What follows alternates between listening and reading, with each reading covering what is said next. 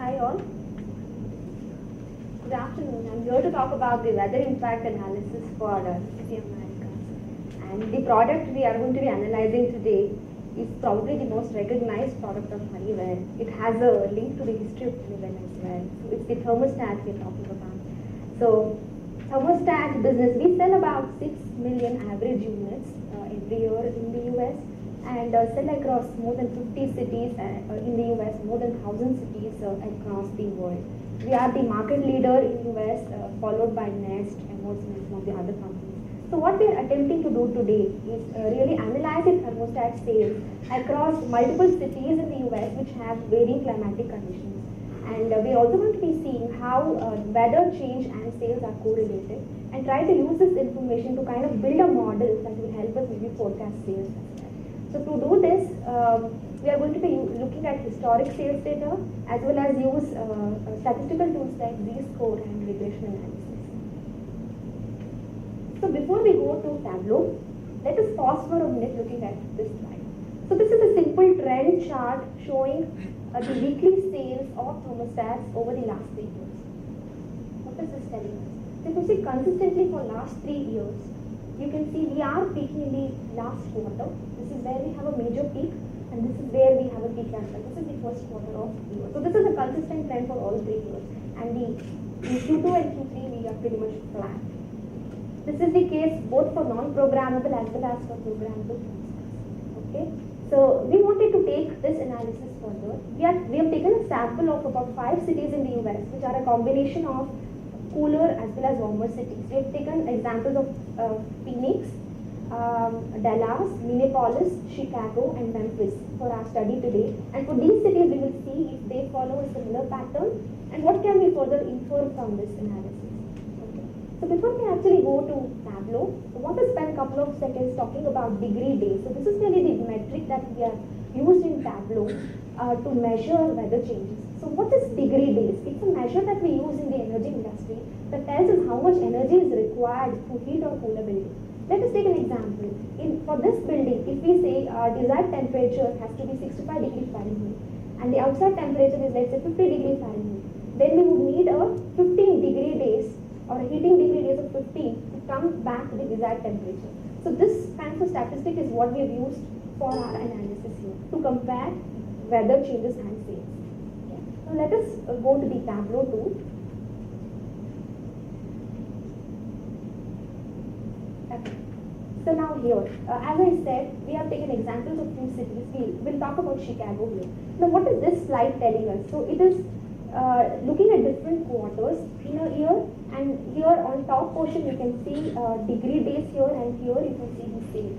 So if you see here, what is the trend? So if you see the degree days start to pick up in Q3, Q4, same is the sales pattern as well. So you see maximum sales in Q3, so that's onset of winter. Okay. So the same trend is seen in all the years as well. So you see Q2 is pretty much flat in both cases. So if you take another example, if you go to Phoenix is a relatively warmer city. So in Phoenix, the cooling degree days are maximum in Q3, and you see that the sales trend stays the same.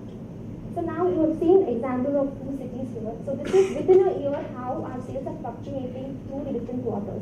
Now in our next slide, we will probably see what is the year-on-year impact of the weather change. So now this is a box plot that tells us how weather changes year-on-year have impacted our sales performance. This is not by cities, this is across all the years and across all cities. Okay, that we have looked at. Now if you see here what has happened in from 2012 to 2013, there was a drastic change in the weather. So the degree days probably went up. You can see the sales have also gone up. Okay. Similarly, in 2014, from 2013 we saw there was a dip. So was the sales.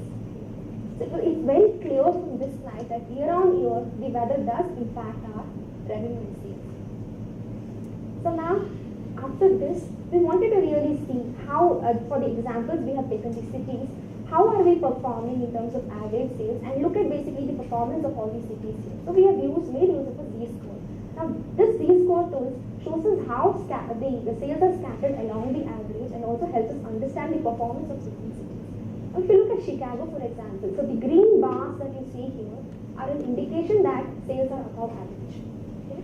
So if you look at Chicago as an example, now this being a cooler city, you will see that you have heating degree days here. And whenever there is heating degree days, the sales are also high. So we have above average sales and in that period. So the same is the trend for Minneapolis if you see, for example. I think we have highest sales and penetration probably in Minneapolis. But if you look at Phoenix as an example, it's a relatively warmer city. We have very high cooling degree days, but you don't see much sales or penetration in case of Phoenix. So looking at this data, we wanted to take a further understanding of what does the penetration look like for these cities. So what we did is we looked at the market size for this. We looked at number of homes in these cities and also average life of thermostat considering it is 3 years. This is kind of our market size. So Chicago, for example, has the highest market size compared to all the other cities, and based on that we have also arrived at the penetration percentages. So if you look at it, Minneapolis probably has the highest sales penetration, so it has 82% penetration. So Dallas has about 45%, but Phoenix and Chicago have lesser penetration.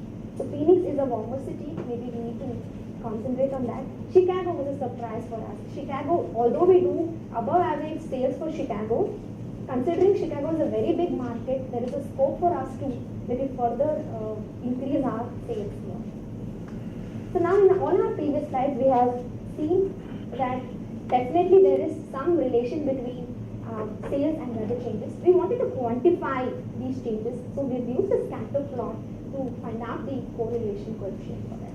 So if you see here as the degree days go up, our sales is going up as well. So we are seeing an example of Chicago here. So you can clearly conclude that there is a correlation. So in case of Chicago, the correlation coefficient is around 75%. But in case of maybe another city, if you see, say for example Phoenix, the correlation coefficient is even more, so it's about 90% correlation. Okay. So now if we use this information for forecasting, so we use a regression model here. So again, taking an example of Chicago here, so we have plotted the sales for all the 6 years here. So the blue bars indicate sales, and the orange line here is the line of best fit, or the linear regression equation that has come out based on the historic sales. Okay, so now we can use this information for doing multiple scenario analysis. So what if for Chicago next year weather becomes cooler? So this kind of analysis can be done based on this. Okay, so now looking at the analysis we have done in Tableau, so these are our key takeaways. So one is that there is a high degree of correlation between weather and sales. So we've seen this consistently for all the cities we've taken in our example. And then, of course, there is scope for us to increase our penetration in cities, in warmer cities like Phoenix. And then we've also done this regression equation here. So I will maybe spend 1 minute talking about how this can be used. Okay?